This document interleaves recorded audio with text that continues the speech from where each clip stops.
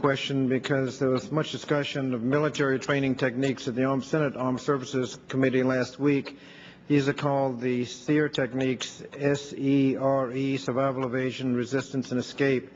Mr. Yu, did you ever discuss or get information about that program as you prepared the August 1st, 2002 memorandum?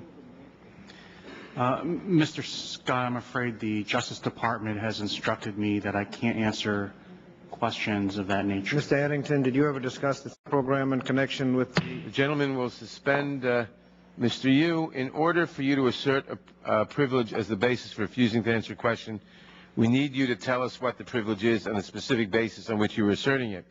That is precisely why and what aspects of the question you cannot answer further and still maintain the privilege.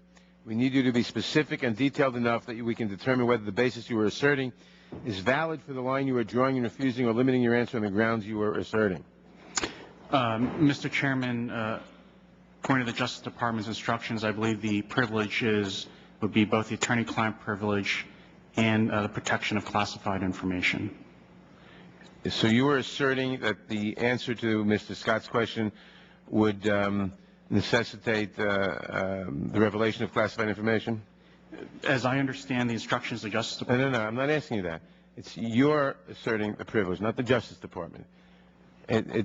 You are asserting their privilege. You have to be satisfied that, well, let me just back up a bit. The attorney-client privilege is not a valid privilege in Congress. Maybe in court, it's common law privilege. It's not a valid privilege here, number one. So, but your classified information is. That is, if it's valid, if it applies. So, what I'm asking you is, that you must state that an answer to Mr. Scott's question would necessitate the revelation of classified information. Not that someone else believes it. You believe it. I have to say, though, sir, that the Justice Department gave me these instructions. I can't go out beyond them, sir.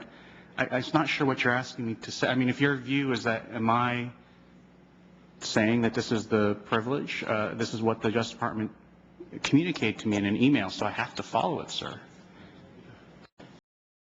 I don't have the right to go beyond. It's difficult to credit your assertion of privilege on this question because Stephen Bradbury, the current Assistant Attorney General of the OLC, testified before this committee earlier this year. When he testified, he said that, quote, the CIA's use of the waterboarding procedure was adapted from the SERE training program, close quote.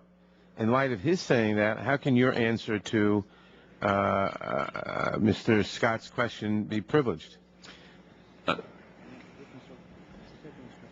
What was his question?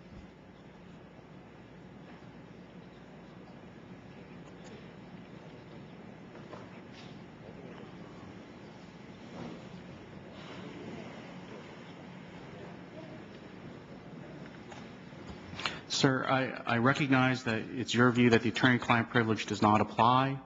However, sir, that is the instructions I received from the Justice Department. It is their privilege to raise, and those are the instructions I received. I don't want to be in the middle of a privilege fight myself if you and the Justice Department have a disagreement. Well, it's difficult. I gather Stephen Bradbury is I'm told the person giving these instructions is the Justice Department. He answered this question before this committee. So I fail to see how, in effect, a repetition of the answer could be, unless you're going to disagree with him, could be privileged. Sir, I recognize that Mr. Bradbury gave me the instructions, but I personally can't go beyond what he is. All right. The chair will have to, I can't say anything further. The chair will take your assertion of privilege regarding this question under advisement, and we'll come back to you later as may be warranted. We'll resume our questioning. The gentleman from Virginia's time is resumed. Thank you, Mr. Chairman. Mr. Addington, did you ever discuss the SERE program in connection with the first 2002 memorandum? No, I didn't think I did so, but I don't have any reason to dispute the quotation from Mr. Bradbury that the chairman just read. Mr. Yu, let me ask a kind of basic question. Is torture by United States officials illegal?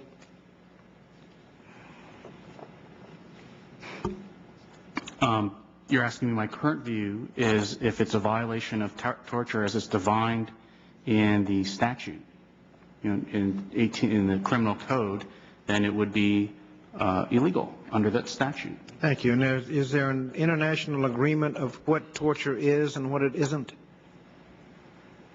Doesn't everybody in the world kind of know when it's torture and when it isn't?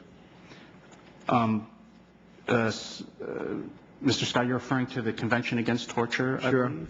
So there is a treaty in effect called the Convention Against Torture. Don't most countries kind of understand when it's torture and when it is not? I think, looking at that treaty, that there has been disagreement by the United States itself as to... Oh, well, you put some disagreement in it. I'm talking about everybody else in the world. No, sir. That when the Senate ratified the treaty, the Convention Against Torture, it put in a reservation about its definition of torture. Okay, whatever the definition is, did 9/11 change that definition? Of the 9/11 did not change the definition of torture under the Convention Against Torture. No. Okay, now, if United States officials torture people based on your memo, would they be protected if they follow your memo? If they followed your memo, would they be protected from prosecution if they followed your direction, even though your direction has been pretty much discouraged? Mr. Scott, putting aside whether it's been disparaged or not,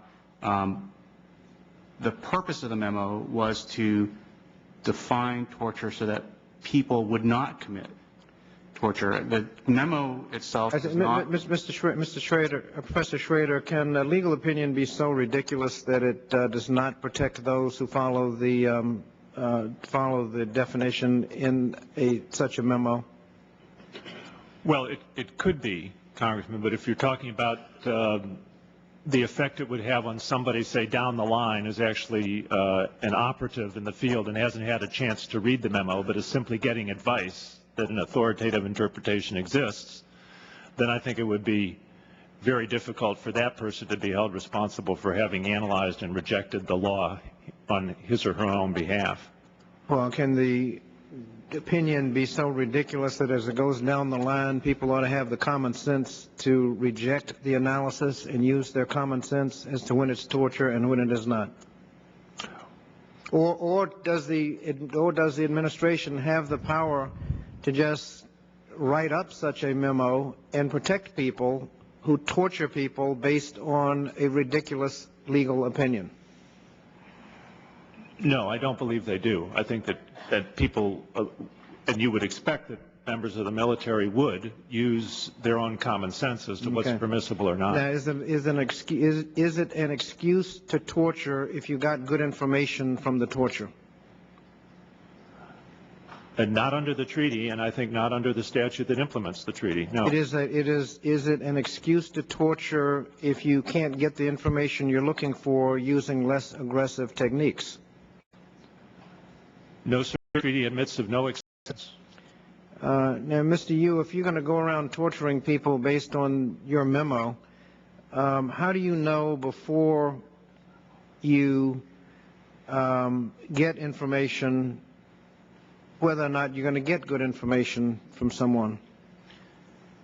Sir, I'm not going around torturing people, as you just said, and the memo does not authorize anyone to torture anybody. So, unfortunately, I don't agree with the premise of your question. Are you suggesting that the activities allowable under your memo do not constitute torture by everybody's definition in the world except yours? Sir, I don't know what everybody else's definition in the world is. Okay. Now, is it an excuse to use more aggressive techniques? The techniques that you can use, do you consider the information you're going to get, or the fact that you couldn't get it using less aggressive techniques? Does that excuse more aggressive techniques? Sir, as I understand the statute, as it's written now, it does not provide an exception for whether the information is good, as you said, or